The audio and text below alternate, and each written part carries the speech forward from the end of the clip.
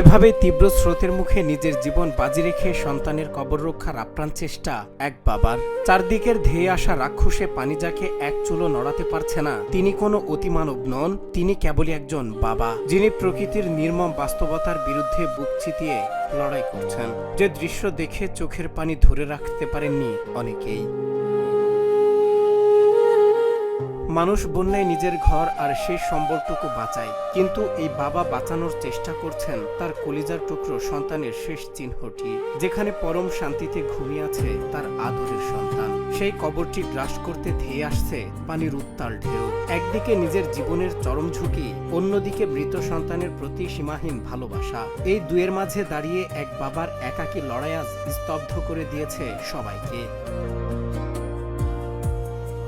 হৃদয় বিদারক এই দৃশ্যটি দেখা গেছে আকস্মিক বন্যায়। বন্যার তোড়ে যখন একের পর এক বাড়িঘর তলিয়ে যাচ্ছে, ঠিক তখনই বাবা ছুটে গেছেন তার মৃত ছেলের কবরের কাছে। কোনো আধুনিক সরঞ্জাম ছাড়াই কেবল কয়েকটি বাঁশ আর টিনের টুকরো দিয়ে পরম মমতায় আগলে রাখার চেষ্টা করছেন সন্তানের শেষ স্মৃতিটুকু।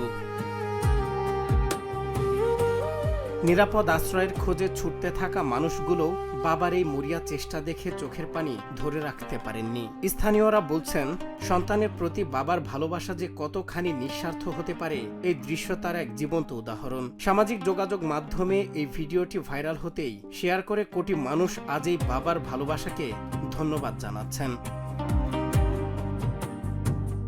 প্রকৃতি হয়তো সবটুকু শক্তি দিয়ে এই কবরটিকে নদীগর্ভে বিলীন করতে চাইছে, কিন্তু তার চেয়েও হাজার গুণ শক্তিশালী হয়ে দাঁড়িয়ে আছে এক বাবার ভালোবাসা। এই বন্যা হয়তো একদিন নেমে যাবে, কিন্তু স্রোতের বিপরীতে দাঁড়িয়ে থাকা এই বাবার আকুলতা কি কোনোদিন মুছতে পারবে? সন্তানের জন্য বাবার এই আত্মত্যাগের মূল্য কি আসলেই কোনো কিছু দিয়ে শোধ করা সম্ভব? সজল বিশ্বাস, বাংলা টিভি।